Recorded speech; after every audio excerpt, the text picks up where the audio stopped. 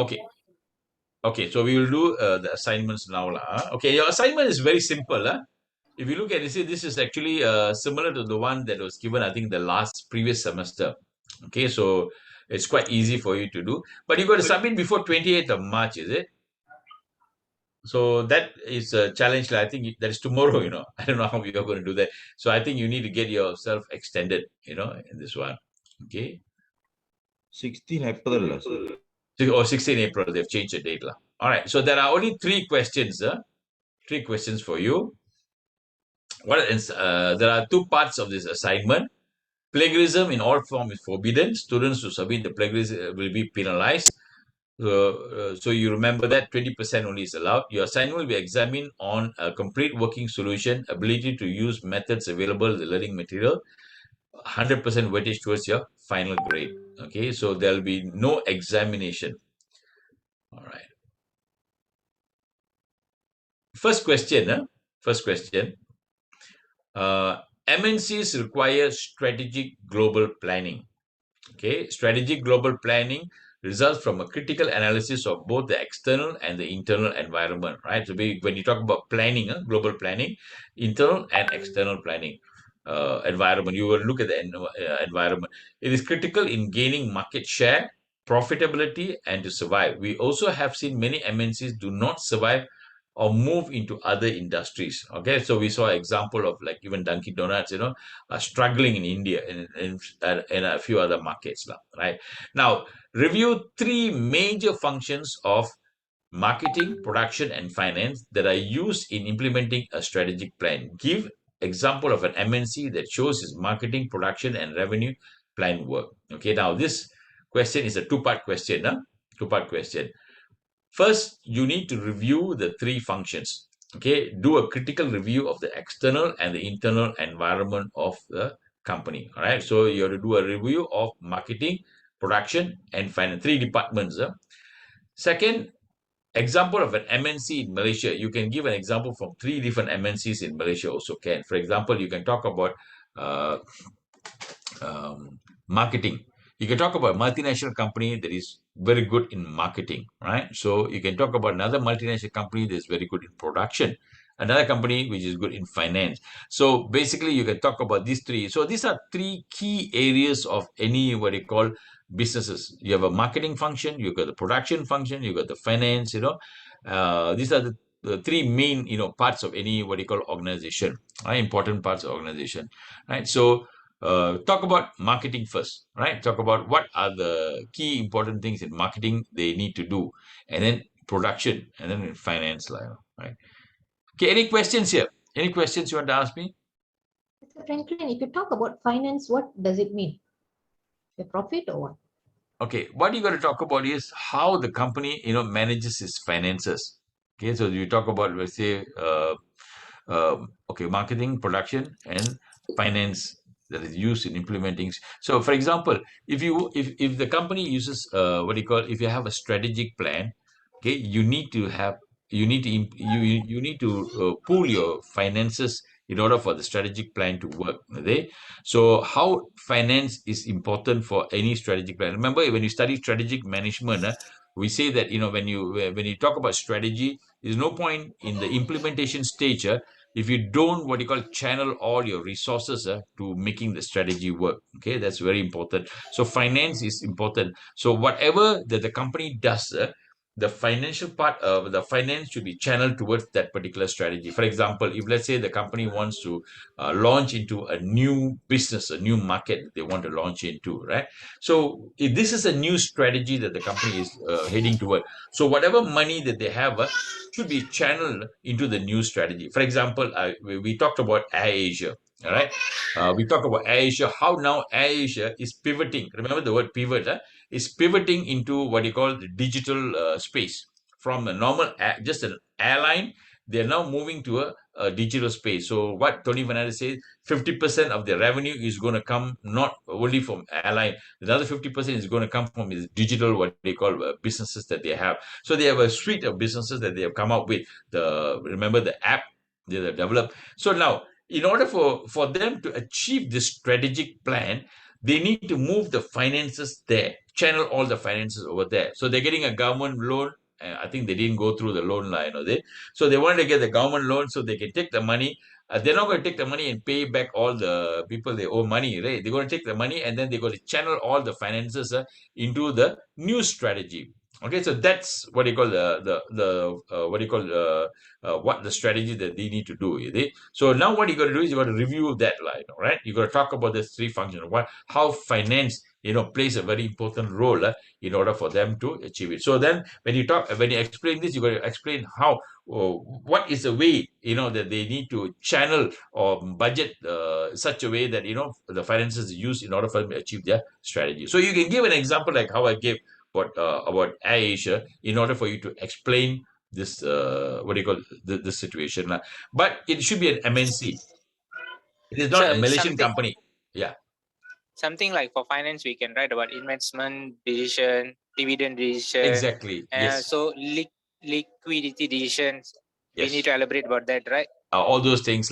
But you're talking about an Okay. MNC, is it? So Yeah, if yeah, an MNC, a multinational company coming into Malaysia, now how are they channeling the finances into that the new strategy that they're coming up with? So study that and then write about that. All right. So that's 25 marks. The first question. Any other questions before we move to the next one? Yes, Mr. Sudha? Franklin. Yeah. Okay, because I lost you earlier, Oh, I have okay. bad connectivity and whatnot, Just Okay. wanted to ask you, about the question itself. How about marketing and production, right? So how is it, how are we supposed to actually manage the question? Okay, now first of all, what you do is a two-part question, right? First of all, you got to look at, you explain what is marketing, what is production, what is finances, okay? In a multinational company, how does it work? A short, brief this thing, right? Then what you do, you give an example of a multinational company in Malaysia that is having a new strategy, right? And what is the marketing changes in marketing that they're doing? They're changing the product, or they're trying to make the product suitable to the Malaysian market, probably, they're coming, like, for example, MACD. When MACD came up with what you call nasi lemak, so what is the marketing that they've done? How did they reach out to the market? How did they inform the market about their new product? Okay, and then we talk about production. What did they do about production? Now, when you talk about production, where is it manufactured? Is it manufactured here locally, or is it manufactured somewhere else and brought into Malaysia? Okay, so those are the production strategies that companies have to think of. So if they produce it here locally in Malaysia, now is there what you call a reduction in cost for them? Is there earnings, that they can make because it's being produced locally? Right, so talk about production, right? Well, or is it better for them to manufacture it in Thailand and then you bring it into Malaysia, like that? So I was talking to you all the other day about McDonald's. The McDonald's is having a problem on chips, isn't it? Chips, because of supply chain. Because of supply chain disruption, McDonald's is telling that they don't have enough. You cannot order the big fries. You must order only the small fries. Why? Because they can't get enough. They don't have enough production of fries. But do you know where our fries are coming in from Malaysia? Do you know where this fries come from? Why is it they're having supply chain disruption? Is it from US? Ukraine? No, Ukraine is really now. Actually, the fries are coming from Canada. So remember there were some problems in Canada because of all the issues and all that they were having at one time, right? And because of that, all the shipment of fries from Canada was disrupted. And because of that, what happened? Malaysia, we had no fries. Okay, same thing happened in Japan. Japan also no fries. But China is no problem. Because why? China, they're producing it locally there. Fries coming in locally from there. So they have no issue on that. So multinational companies have issues on these areas. So when you explain, you got to talk about this, what you call situations in companies. You can give examples like that. Is it okay, Sudha? Does it answer your question? Yes, indeed. Thank you. Okay. All right. Secondly, Okay. So let me. Yes. Then you're talking about the only second part. The first part, to do the critical review. Okay, that one we need to use any theories or the SWOT. Yeah, you can use some tools to review the thing. You can use a SWOT if you want to, to review the internal and the external environment. You can use a SWOT to do that. or you can do a parcel analysis also can. You know? About one MNC enough, right? Yeah, you can use one MNC, right? You can do that. Okay. Let me go on to the next question. Now, in all of these, I want you all to use the journal articles. I have given you a list of journal articles. You can also feel free to download your own line. There's just a guide for you, is it? Yeah, MNC.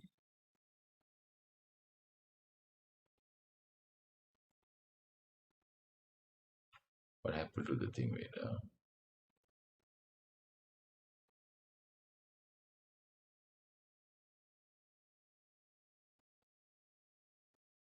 the journal articles that I have. So these are all the articles that I have, choice of foreign entry strategy, global marketing, strategic planning, guidelines developing international marketing strategies, strategic planning and global market. Okay, you can use articles like this. Strategic planning for global markets. I downloaded this for you. You can also get your own. Okay, you can use this one. External environment, internal capabilities. All right. How do companies come up with strategies? What do they do? Okay, so you can use this one. When you're writing an article, you can use all these, what do you call, all this information. Okay, I'll move on to the question 2. All right. Now, most common entry strategy for MNCs are joint venture, franchising, and direct investment. We covered this today, right? Different ways in how you have entry strategy. Joint venture, franchising, and direct investment. Okay. Explain the costs and benefits and choosing these entry strategies. Give example of multinational company operating in a country or region that gain from one of these entry strategies. Okay, again, this is a two-part question. First, talk about the 3 different entry strategies. Okay, so first you talk about, okay, what are the different strategies? Joint venture, 1 paragraph. Then you talk about franchising, what is that? Direct investment, what is that? So talk about these 3 different strategies. Okay, and the costs and benefits of choosing the different entry strategy. Okay, for example, you talk about joint venture. Talk about joint venture strategy, popular strategy and all that. So you talk about what is the benefit of joint venture strategy. And then you tell what is the disadvantage of something like that. Okay, benefit of joint venture strategy is it's easy for you to penetrate the market because the partner is somebody who already has a network connection. Okay, but the issue will be one of the negative, what do you call, drawbacks of joint venture is they might have different vision and mission, which is different from what your vision and mission will be. So when you join venture with the partner, sometimes their vision and mission will not match with your vision and mission, or their company culture will not match with your company culture. So that might cause some what you call problems in executing your strategic plan in the country. All right, the joint venture. So franchising. Okay, what's a good thing about franchising? Okay, franchising because it's a brand name. Okay, for example, KFC, the brand name is easy to what you call to market the product in the country. Okay, but the problem of franchising will be maybe because of issue could be sometimes a bad brand name, a bad situation can affect everywhere. For example, you talk about McDonald's. People wanted to boycott McDonald's because they were helping. They were supporting Israel, isn't it? Something like that. You remember that time? Everybody wanted to boycott McDonald's because they said they were supporting Israel, and then the company had to come out and give a statement, say no, we are not boycotting Israel. All our staff is Muslims. We have a lot of saying, we don't support that and things like that. They had to clarify themselves. Then only the business is okay. So this is a challenge sometimes in franchising. Okay, whatever happens in overseas can affect you. For example, if McDonald's don't pull out of Russia, they will have a lot of backlash. A lot of people will stop going into McDonald's because why? Oh, they say they're supporting Russia. So this is a challenge that companies can have. Right? Direct investment. Okay, the bad thing about direct investment is cost, expensive. Right? Number 2, we do not know how the local market is and how it's going to be, and what's the direction. That could be the problem. So direct investment, the good thing is you have total control of the situation. You have total control of production. You have total control of the sales. You have the total control of everything. But the problem is sometimes staffing. All right. So the staffing is basically you have to get the local staff to run it. So how many percent of the local staff you need? What system are you going to follow? Are you going to follow a geocentric approach? What approach are you going to follow? So that depends on that. So good and bad about each way of so. And then you talk about second, give example of an MNC that gained from this strategy. Use the following format like this. Introduction, entry strategy. Why is it important for MNC to choose the right strategy? Company joint venture, definition, reference, advantage, disadvantage, franchise, advantage, direct investment. I've given you the format also. Then example of company. For example, for joint venture, Geely and Proton is a good example. Joint venture, Lazada, Alibaba. Okay. Franchising, talk about McDonald's. Give examples of companies that are following this particular strategy and they are successful. Is that clear, this one? Any questions? Yes, this is Clear, is it? clear. Clear. Yeah, Okay, I clear. think this is quite straightforward, lah. All right. And yeah, then the third question. Okay, this is part B. This is 50 marks, right? Now, among the ethnocentric, polycentric, regiocentric, and geocentric orientation, which orientations are more effective if MNC decide to enter the market? All right. So we just covered this earlier, right? Ethnocentric, polycentric, regiocentric, and geocentric. Which is more effective? Okay. Again, it's a two-part question. Now here you need to write a little bit more. So this, okay, the wordings, each answer is limited to 1,000 words, right? Which means each answer is 1,000 words. Which means which answer is 1,000 words? Question 2 is 1,000. Okay, now each answer limited. So I think overall your this thing should be about 3,000 words here. 3 questions, right? 3,000 words, Daisy, what did I tell you? I gave you some indication the other day. What was that? I gave you for part A, each question is 500 words only. Yeah, and part B, 1,000 words. 1,000 word lah. Okay, all right. So for part A, because what do you call it's a two-part, 2 questions in there. So about 500 words, 500 to 600 words here in question 1. Okay, question 2 also 500 600 words here in question 2, and in the last one you need to do at least about 1,000 words here. Okay, so because this is 50 marks lah. All right. So now, first of all, you need yes. Sorry, Mr. Frankie. So means the Dennis. question is 1,100 words for 2 questions. Which one? I don't understand. Part A. Part A. Okay, part A, there are 2 questions, right? Isn't it? Okay, each question 500 words. 500 to 600 words. 5 to 600 words in part A. Each question. So they mean part A totally is about 1,000 words. Part B is 1,000 words. I mean, overall, your whole entire assignment is about 2,000 word assignment. Okay. Thanks. So 2,000 word will be like 8 pages, around 8 pages, including maybe 10 pages with all your graphs and charts, whatever, and your diagrams. You can use that. All right. Okay, follow the same format like what I told you. You follow the upper format, with the referencing at the back there. Now,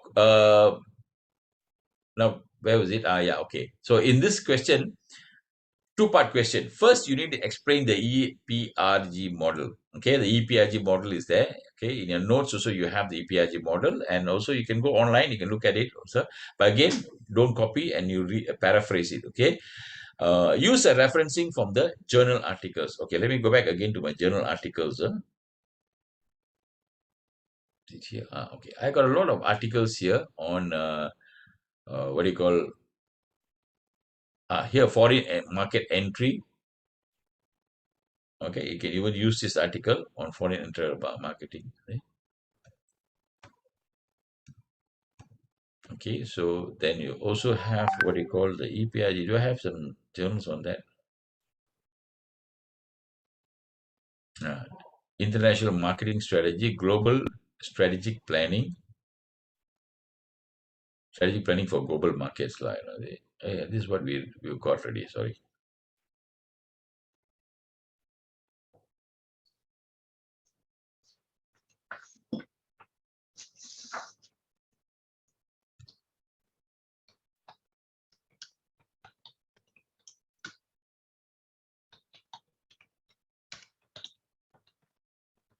Okay, so all these articles will talk to you about all these 4 different, what you call, strategies that companies can come up with. All right. You read through that. Yeah, was I now? Gone off already. Okay, like for example, you need to use the EPRG matrix reference. Second, you need to explain which orientations are more effective in Malaysia. Again, here you need to provide evidence from journal articles. Okay, like for example, Win et al. Okay, let's say for example, Win et al. Which is the article there, Win et al.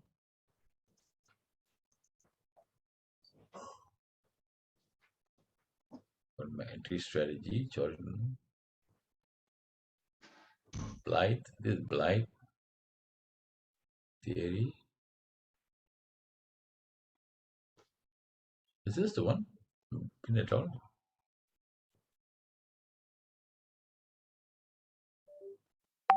This is Buckley. This is a different one. I don't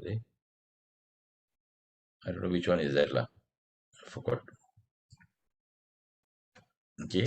So especially here, okay, for example, this article, Win et al., page 14, 1973. Okay. So here he talks about the EPRG, EPRG framework.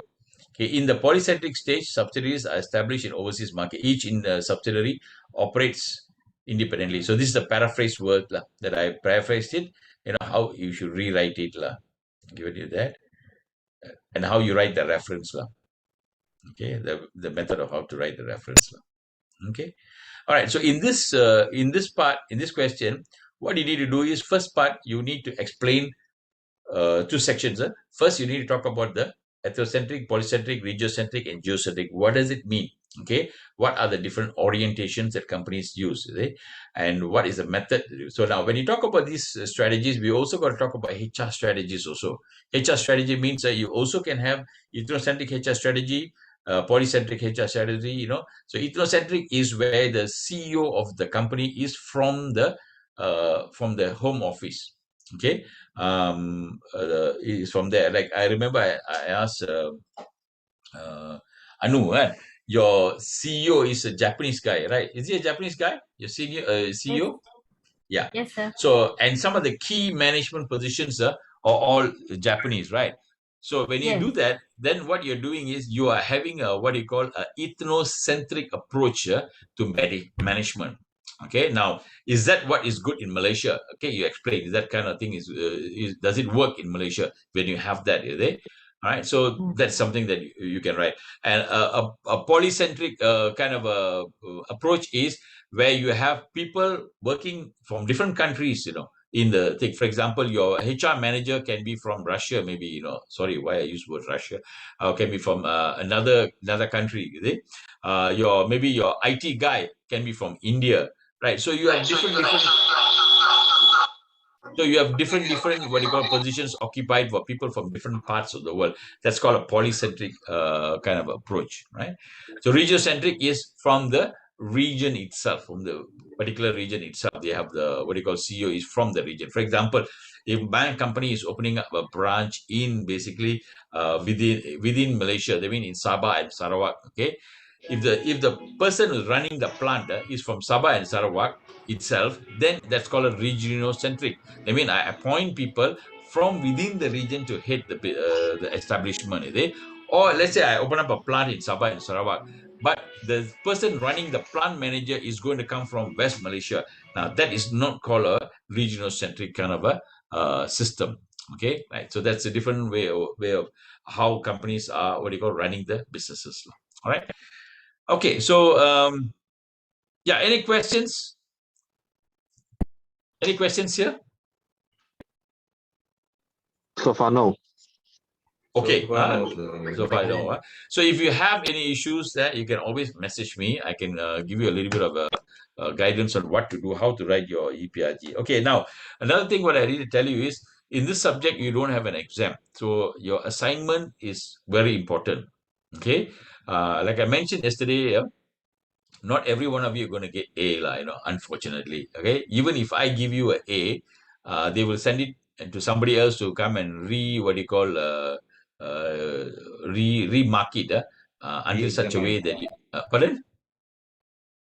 to re-listing it in such a way that you not all of you get A's. Actually, I really don't understand why. If everybody does well, everybody should get A, right? Isn't it? What is the logic of telling that? How can everybody get A?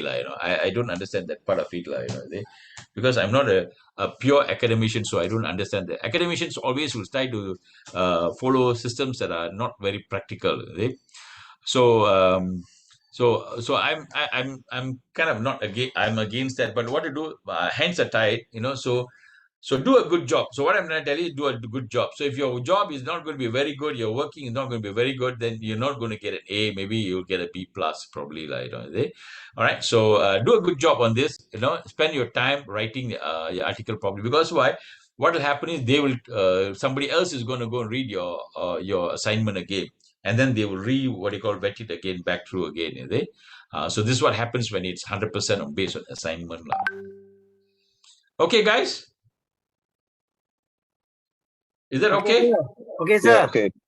All right. Any questions before we leave? We stop sharing. Sorry, Mr. Franklin. Yes. To confirm on question 1.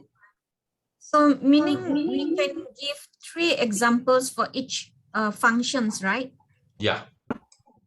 Which one is it? Which question is that? The question number 1, the marketing, production, and finance. Okay. I can give 3 companies, 3 MNC. You can give 3 companies, or you can use one company to explain how they're doing the marketing, how the production is there, and then how they're channeling the function also, finance also can. No problem, right? Or if you feel that you want to give 3 for 3 different things, you can do that also, right? Okay, you can it's just depending on how you want to go about writing that. You look at a company, and then you find a multinational company in Malaysia and how they are organizing their marketing, right? What are they doing? How are they going about doing it? And you find something unique about that. What is their strategy that they are doing, and how do they go about doing it? So yesterday, okay, I don't know whether you all know lah. Do you know that they launched a new watch in Malaysia? Swatch and Omega. Yeah, I saw that. You saw that, right? Queue. People waited. Huge queue waiting for that. And people stay overnight, Overnight they sleep, so that they can get the swatch. Now, why do people do that? And the price is not cheap. It's about 1,000 ringgit, right? Isn't it? A watch is 1,000 ringgit. Lifestyle. Yeah, true, isn't it? Exciting, right? Isn't it? Now, this is an example you can use in your marketing. See how this company, very clever marketing, because Omega and Swatch, Now, they were very clever. Now, Omega is a very old brand, right? Am I right? Omega is a very old brand, and Omega is something that it doesn't relate to the younger generation. Am I right or not? Okay, many of you do not know Omega, The older people like me, or we know Omega, the value and all that. But young people, what is Omega? They do not know Omega. But they might know Swatch, because that is more targeted towards the younger generation. You see how clever Omega did this, is it? They joint venture, co-branded, not joint venture, I think it's co-branded. They co-branded together with Swatch, so that the younger generation are able to get a feel of Omega, See, this is what clever marketing. And then they make people stay all night, sleep a whole night there, so that they can buy the watch tomorrow at 1,000. How many of you did that? Anybody went and did that? No. Will you do that or not, Deva? No, Mr. Franklin, though it's you will not do that, right? I will not do that, But maybe the younger generation might find that interesting to go about and do that, So basically, this is a clever marketing. So you can give that as an example also, when you talk. All right, Daisy, does that answer your question? Yeah, it answers. All right. Okay. All right. So, all right. Thank you so much. We just stop this.